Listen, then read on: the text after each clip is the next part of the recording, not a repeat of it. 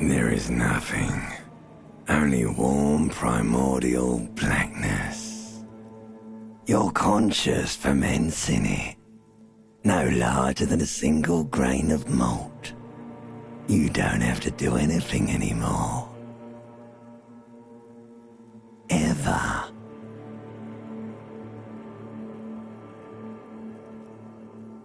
Never, ever.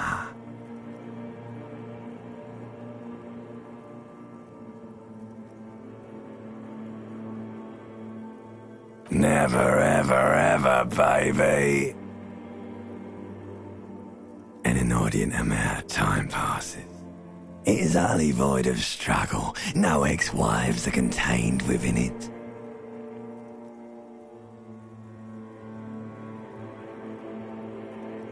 Yes, it is. You got it, sweet brother. Nothing upon nothing upon nothing.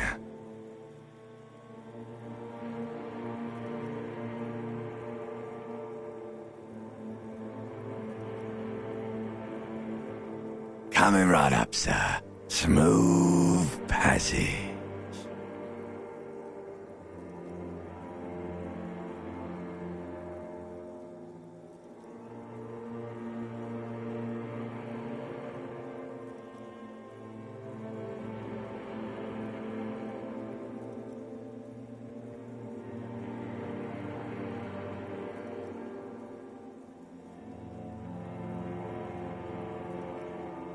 Alright, nothing town to fuck all borough.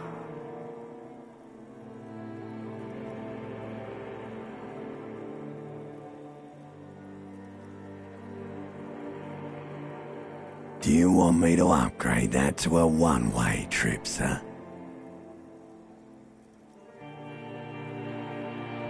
The song of death is sweet and endless. But what is this? Somewhere in the sore, bloated man meet around you. A sensation. Like a fly to the ointment, your conscience sticks to it. The limbed and headed machine of pain and undignified suffering is firing up again. It wants to walk the desert. Hurting, longing, dancing to disco music.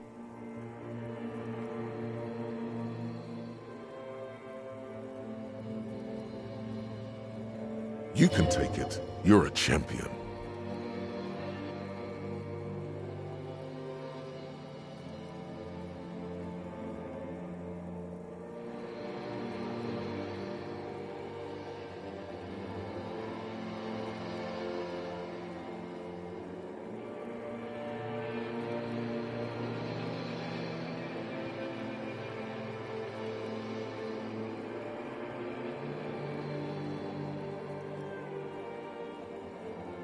The stench of liquor rises from your mouth, and with it, an ungodly headache. A fiery streak penetrates your skull, trying to force your eyes open. It's a sound, a clarion call from hell.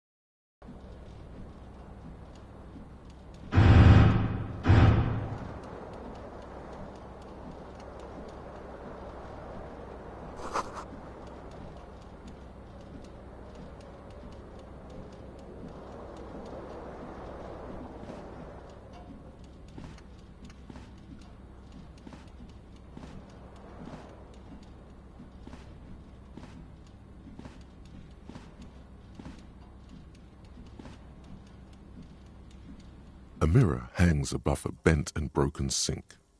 In a fierce discharge of masculine energy, someone has ripped half the faucet off.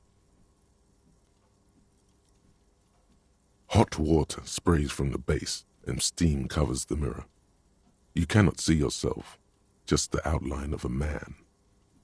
Suddenly, you realize you have no memory of the face that awaits you there, underneath the soft vapor. Really, all recollection of the person you are, the people in your life, and even the world you're in has drowned in a sea of blood alcohol. This was no mere night of drinking. It was a deluge of world-ending proportions.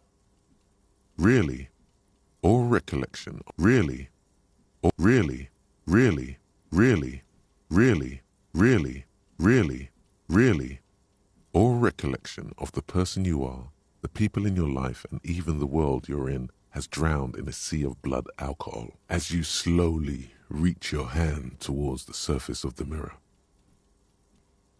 Abort. You clearly have not thought this through. You won't like what you see there, and you will never unbecome it.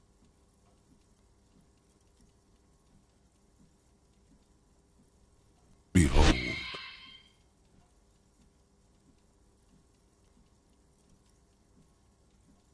You have no idea who this thing is, do you?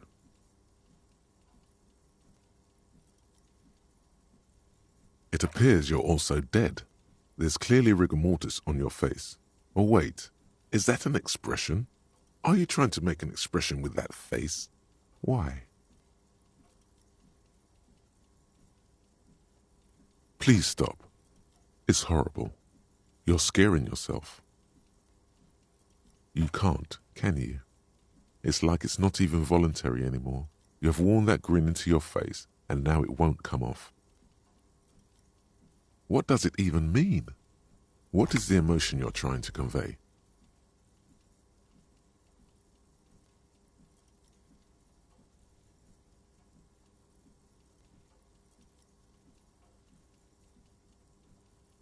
Please promise yourself you are not going to try it on any of the ladies, whatever happens.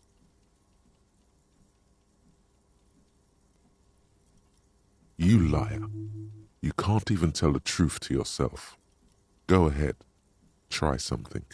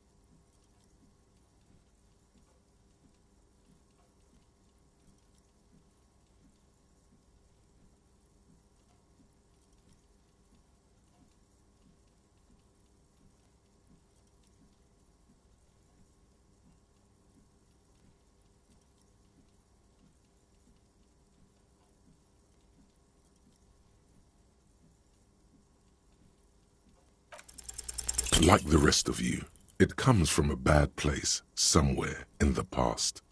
That's all you know for now.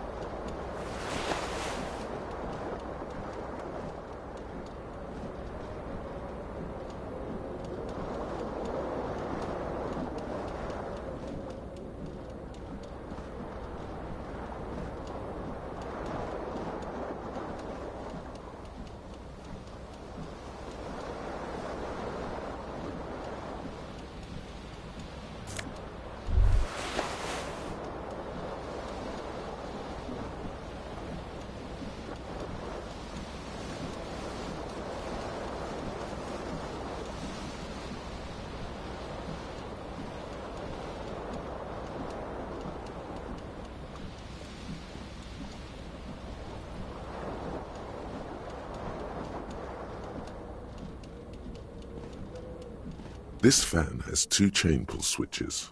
One ends in a tiny fan, the other in a light bulb. A truly horrific necktie has somehow attached itself to one of the blades. Or has it been consigned there as punishment? You feel as though this creature is your friend and wants to reattach itself to your neck so that you may continue your adventures together in this strange world. You reach out to grab the tie, but what's this? Diffuse, radiating chest pain.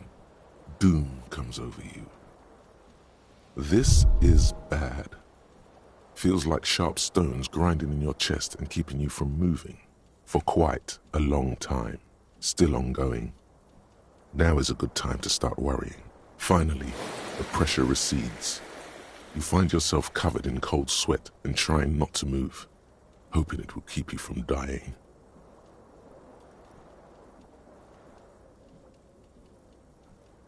The blades come squeaking to a halt. It should be easier to reach the tie now. You swoop up and catch the tie. Snap! It's released from the blade. Warning, warning, the necktie is no longer contained. What you have in your hand is a fantastically colorful tie with 4 or 5 different patterns.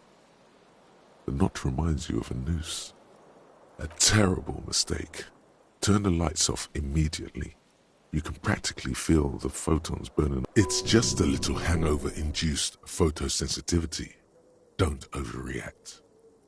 Little black spots dance on your retinas. It's almost pleasurable. The switch must be broken because nothing happens. The air in the room is starting to feel like vaporized urine.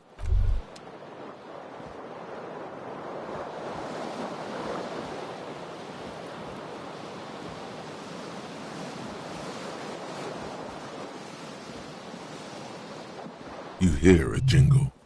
Keys are clinking in the pocket of your flare-cut pants.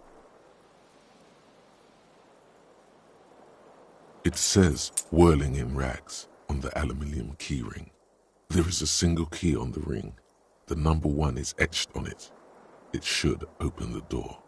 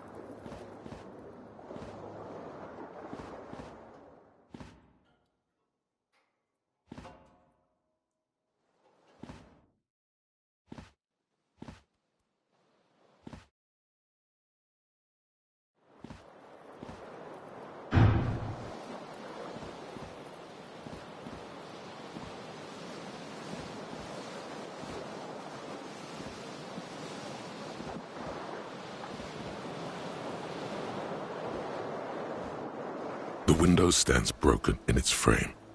Cold wind blows in. The morning light hurts your eyes. It's hazy, but you see the ocean and some war-torn buildings.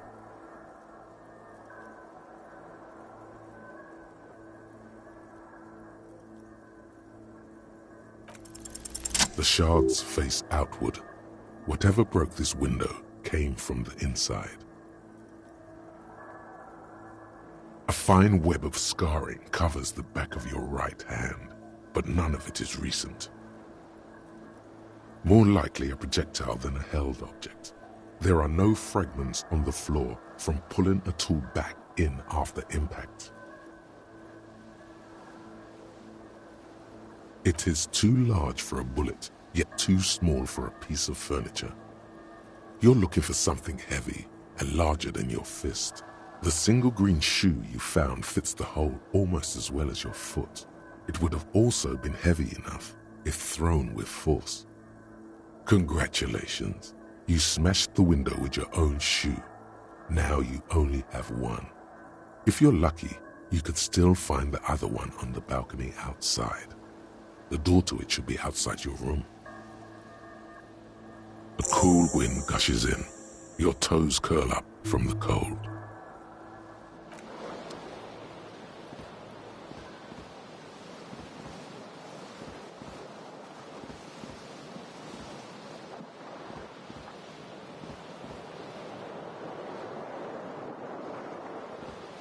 The fan stands still. The lights are off again.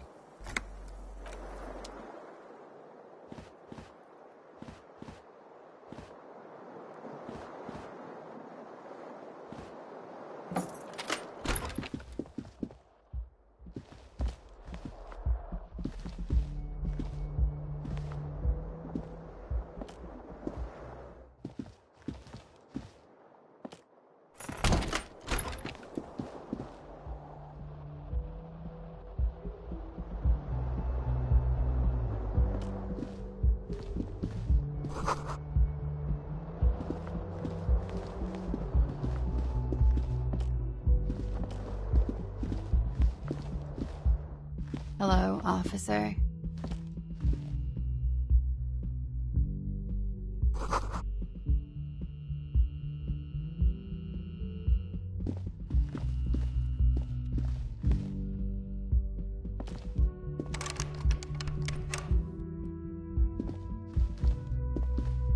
The young woman raises a cigarette to her lips.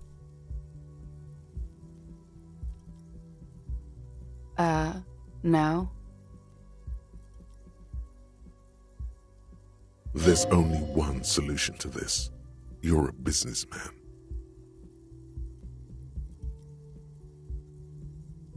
The young woman shakes her head slowly. No. You're a police officer, sir.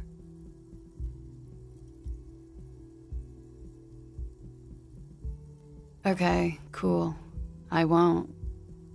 She means it. She wouldn't defy authority, however sweaty and bloated it may look. Okay. Whoa! Something wants to come out of you. A bit of vomit? Thankfully you keep it down, because your body does not control you. Sir, you've been here for 3 days. On official police business, as you put it. Couldn't say. In truth, so far, mostly drinking.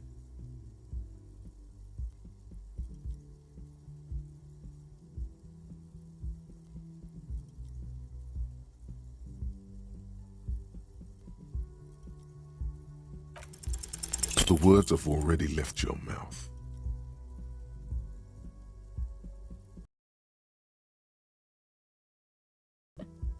What was that? That's not even how words are used. What did you say? Come on, say it again. Come on, man. Pretty, please. One more time.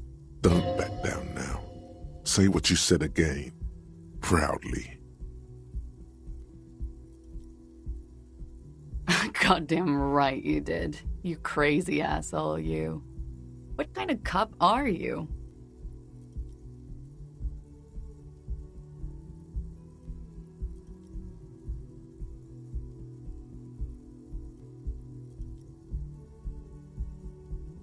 Okay, that's cool. Or if I can just maybe ask you to elaborate on that superstardom a tiny bit. I have certainly been entertained. Thank you.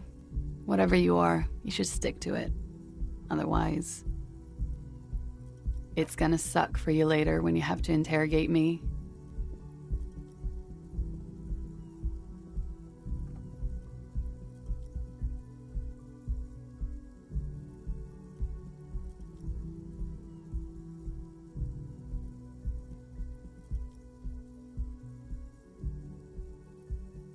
And for the record, no, I didn't do it.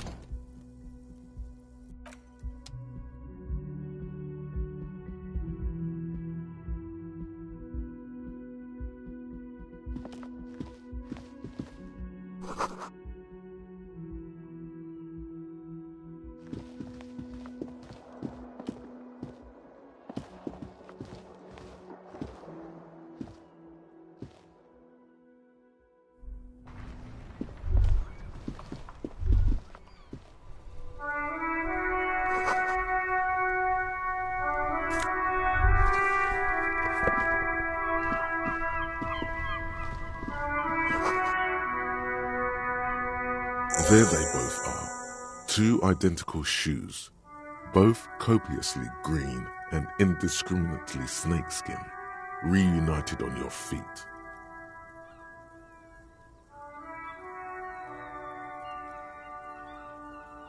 Good, they're balanced, comfy.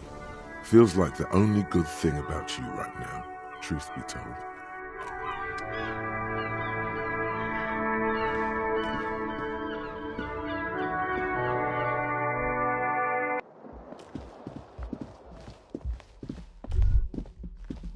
You should pick that fat, juicy cigarette butt from the tray, light it up, and smoke the living shit out of it. Who knows what you are? A monster, a murderer, the gnome of Jeroma? You feel like a smoker, especially when you look at that juicy, succulent, seductive cigarette stub, still smoldering deliciously. How very astute of you. This renders it ineffectual. You should look for a whole cigarette, or better yet, an entire pack. Strike that. A carton. Make sure they're all healthy and able-bodied. Then smoke them all. The idea seems to make your neck expand. Suddenly, the garish tie feels very snug. Or you could not do that. No one is making you.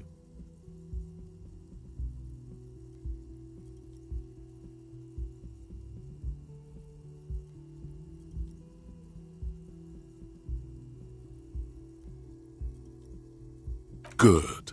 They'll make you stronger and better. You're too old to be cool now, but find cigarettes, smoke them, blam. Instantly a cool renegade man. Plus, smoking them gives massive bonuses.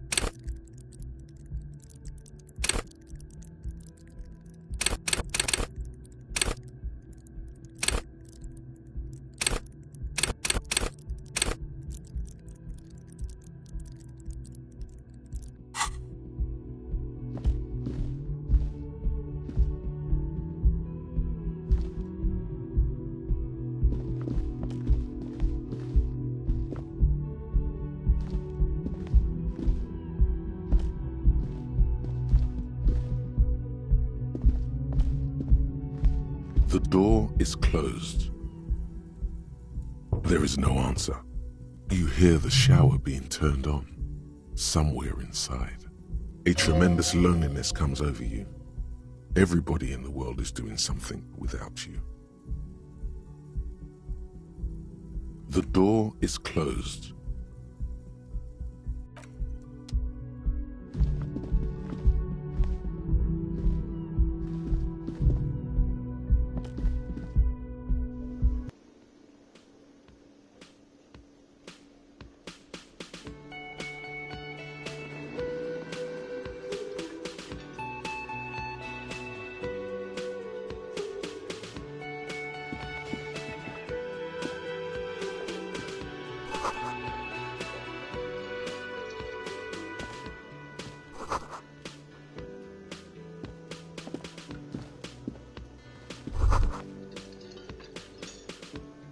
You should totally sing karaoke here, the first chance you get.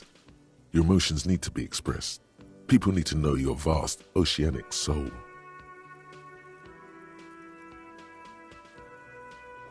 Utterly, and it needs to be heard. Through a PA system, by other people, whether they like it or not. Ram it up their ears, says your adrenaline gland. Violently express yourself.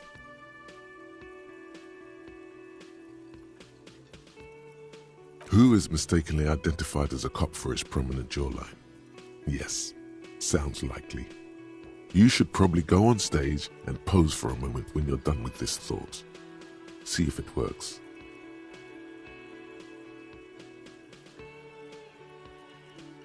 You have not yet stumbled on the right lamentation, but it's out there. It'll come to you. You will wreak havoc with it. Don't worry. No, don't sing the happy song. It's stupid. Sing the sad song. It's profound. You have to find something tragic to sing first, though.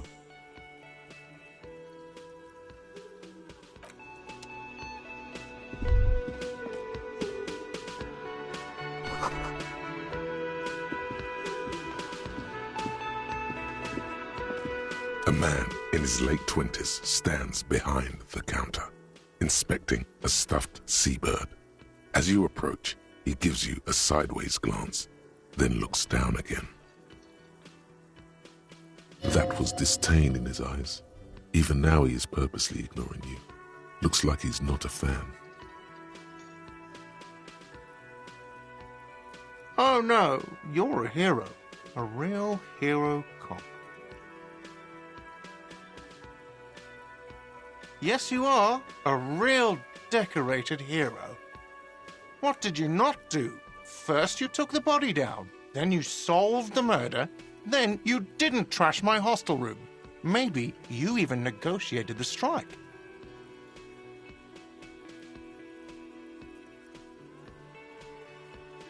No, you see, actually, you didn't. You haven't done anything even remotely useful since you got here. No, I haven't seen you around. I'm not always here.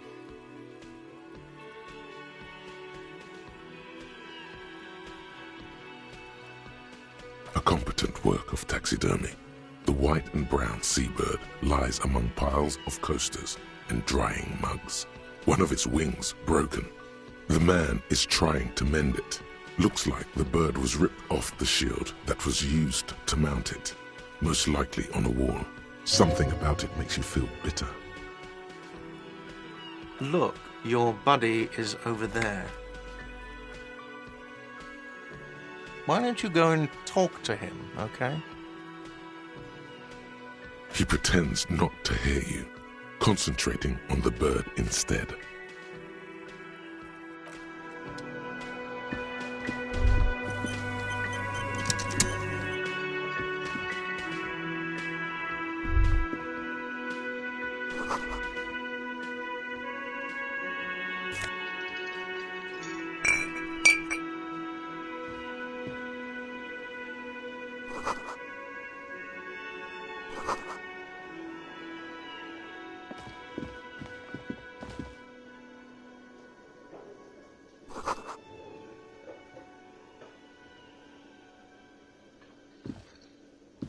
Hello, sweetie.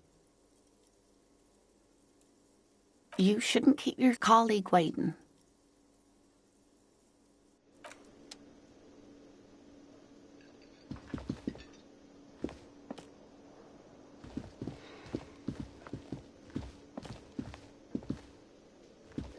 A bespectacled man in an orange bomber jacket is tapping his foot on the floor. Looks like he's waiting for someone. You. As you approach, he narrows his eyes and extends his hand in greeting. If an assault were launched on this building right now, if the windows came crashing down and the whole world descended upon you, this man would hurl himself in death's way to save you. You are sure of this, but why? Hello, I'm Kim Kitsuragi, Lieutenant, Precinct 57. You must be from the 41st. You realize he's waiting for your name. This is your chance to come up with a really good name for yourself. Get creative. Conceptualize.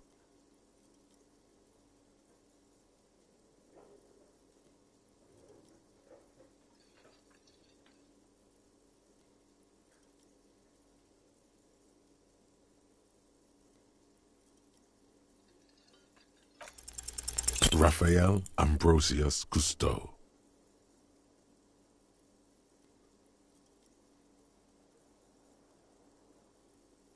You instinctively run your hand over your multi-patterned orange tie.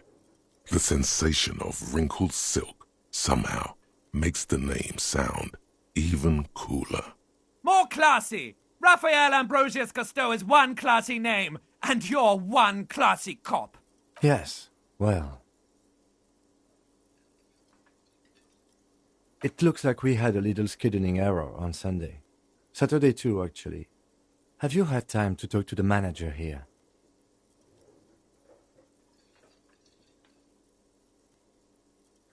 If you don't mind, we should talk to him again. Ask him for a rundown of the area. Now that I'm here as well. I understand the scene is out back, right? It also wouldn't hurt to assure him the police are finally here. In full force, I mean. Have you mapped out the initial interviews?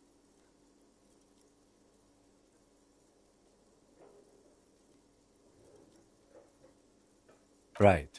And the interviews?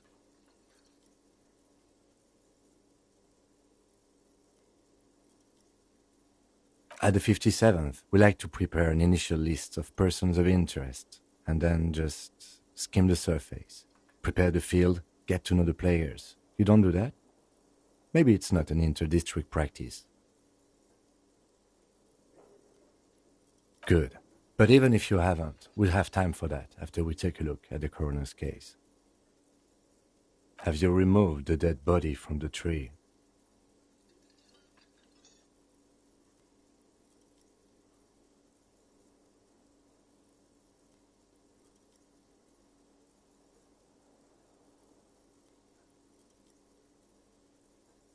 Does that mean the body is no longer in the tree? Sure. But did you take it down from the tree?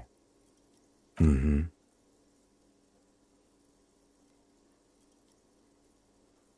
So, the body is still in the tree. This is the first. It is obvious he would have preferred for the body to no longer be in the tree. Where it has been hanging for 7 days straight. We should go there as soon as we are done talking to the owner.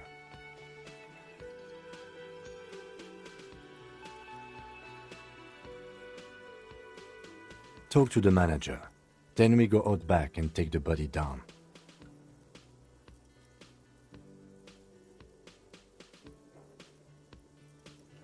We all feel that way sometimes. There is no such thing as a police officer, I'm afraid. What remains is that there is a dead body in the tree. Someone has to figure out who put it there. If we don't, no one else will.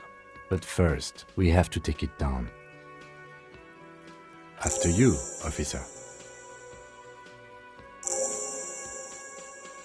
If you're about to embark on an investigation, shouldn't you have a badge? You mean you don't have a badge?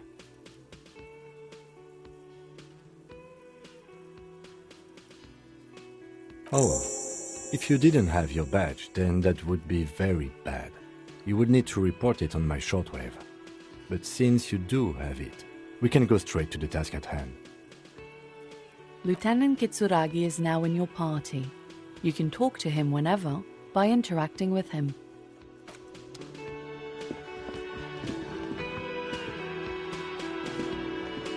Hello, sweetie.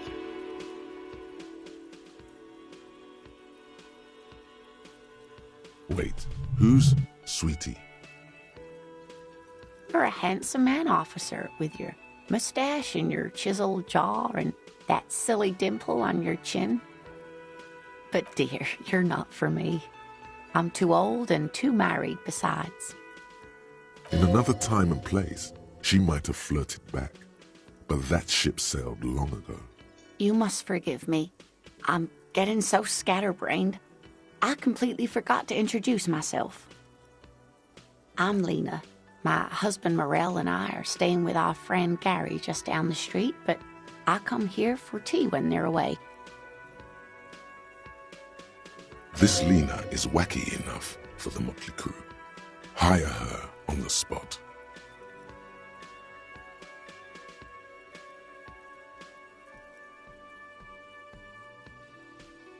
Whatever do you mean?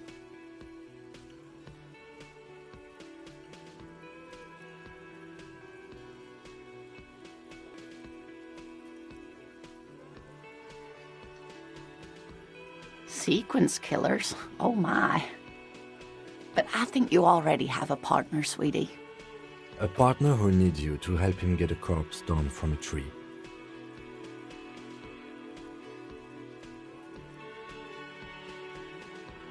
I can assure you with absolute certainty, there are no sequence killings taking place in Martinez. Now, gentlemen, no need to squabble. I wouldn't be of much use to you anyway, sweetie. Thank you, but Martinez isn't the most wheelchair-accessible place, you see. I'd slow you down.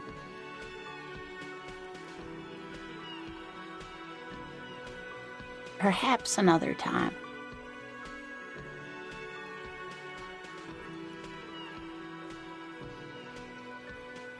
Yes, dear.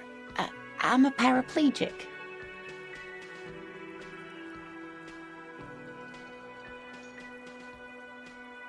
It means I can't use my legs. I was in an accident some years back, injured in the line of duty, as they say. Oh no, far from it. Although, I did come out to watch the boys play when I was in school.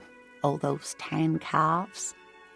I was a training and development manager at a rapidly expanding mail-order shoe company. You'd think it would be a safe job, but I had to be everywhere, and, well, once I happened to be under some faulty scaffolding. I was lucky. This was almost 20 years ago, and I was compensated exceptionally well. One can only dream of such payoffs nowadays. I hope not. Although the work you are doing for all of us is quite dangerous. Towering over her in your insignia, you make her feel safe.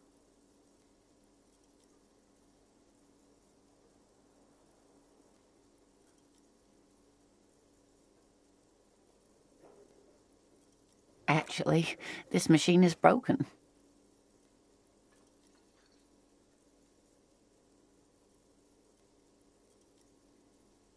No problem. There is no bitterness in her voice. She accepted the curiosity her condition inspires a long time ago. Yes, officer. You look rather dazed. Like a stunned fox. But surely things can't be that bad. She won't judge you, no matter what you say.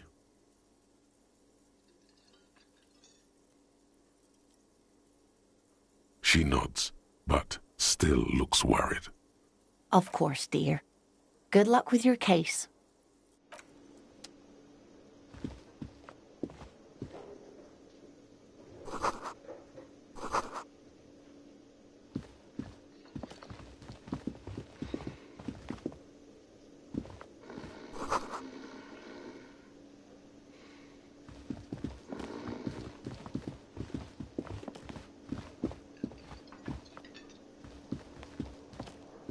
The man with the unimpressive beard notices you approaching. He drops the ledger he was holding and turns to the lieutenant. Mr. Gart, right? You run this place. Yes. I am Kim Kitsuragi from Precinct 57. This is an inter-district investigation, so joining me from Precinct 41...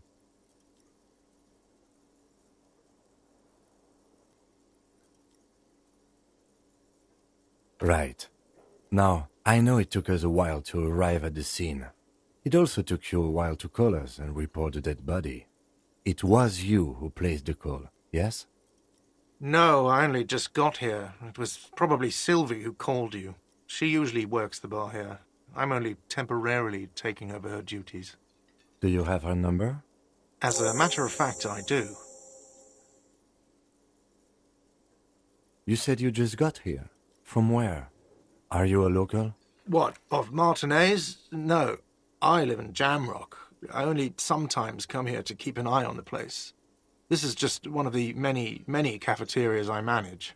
But you still know your way around, yes? In case we need directions.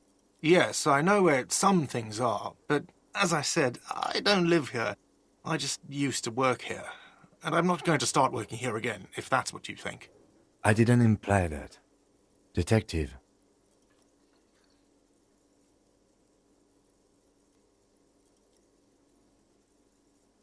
Yes, Detective Cousteau. I have everything. You?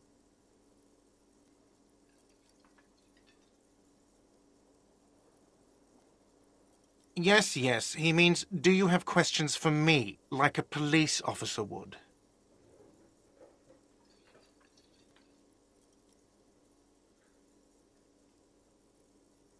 No, I'm not the bartender. I'm the cafeteria manager.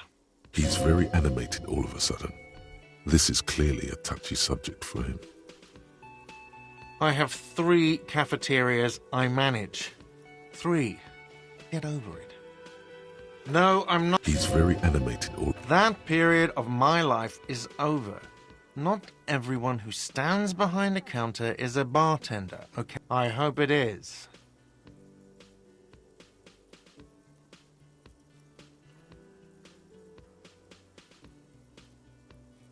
I don't know who killed him. I'm not the police. That's your job. What are you, crazy? Of course I didn't kill him. Suddenly you tense up. Blood is being pushed to your muscles. You should hound him on this. Hound him hard, the prey drive says. No, I didn't. I didn't. I don't appreciate this. What is this? Do I have to answer him? Is this mandatory? The lieutenant stands motionless, his expression unreadable. What are you, an idiot? I told you I haven't killed anyone. He ignores you. Behind this building, there's a courtyard. They hoisted him up on a tree there.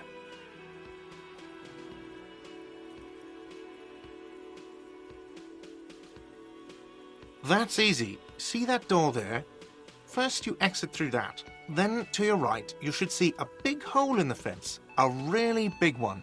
You can get to the courtyard through there. Does he want you to feel guilty of making that hole? It's implied in his voice. She went away because none of your business. Extra fine.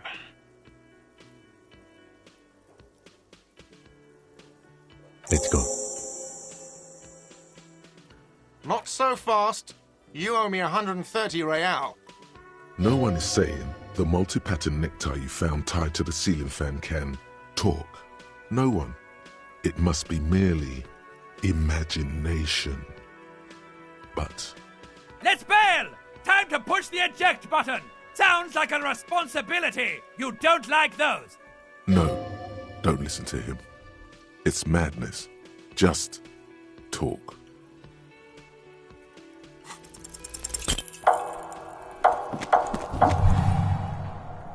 One moment you're running like the wind.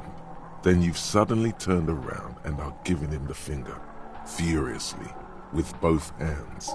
Why?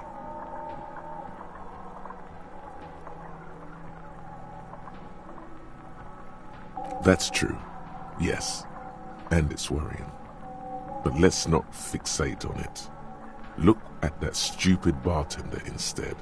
He has no idea what's going on. You and your fuck you fingers floating in the air. Barkeep's got his mouth agape like an idiot. You showed him. Watch out!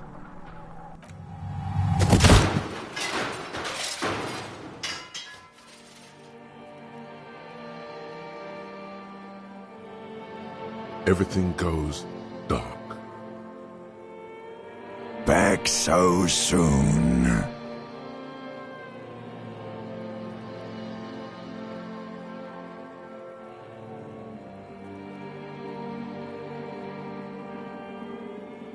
Those are mysteries of the spinal cord.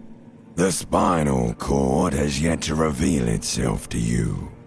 Its mysteries are unholy mysteries. You are way cool. Cooler than the bottom of the sea. Too cool for this world. I was wrong to let you go. I should have kept you here. Is it bright where you are? Is it terrifying? Have you felt the love? It doesn't look so, sweetie. Are you okay?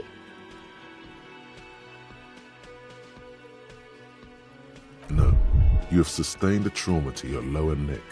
In addition, you have strained your left trapezius muscle. Pain surges down your back when you move. Ma'am, are you all right? Oh, I'm fine. He just tripped over my chair. Check on him. Sir, I didn't mean for this to happen. I'm sorry. This has always been a cop-friendly place. The drinks are on the house, okay? There were a lot of drinks on the tab. I still have to charge you for 3 nights and the broken window, though. That's 100 square.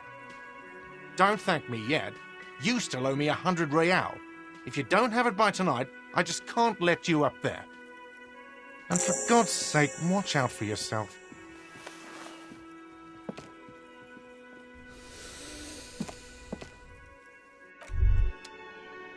By the way, where is home? The address is coming up blank, and this place sure isn't it. But you've been at this hostel cafeteria for only 3 nights. Where were you before? You had to be somewhere. In time or space? That doesn't sound like somewhere you can stay if you run out of money.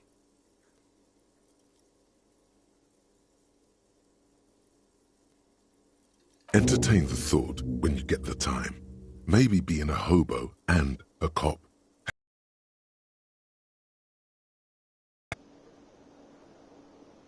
Yes?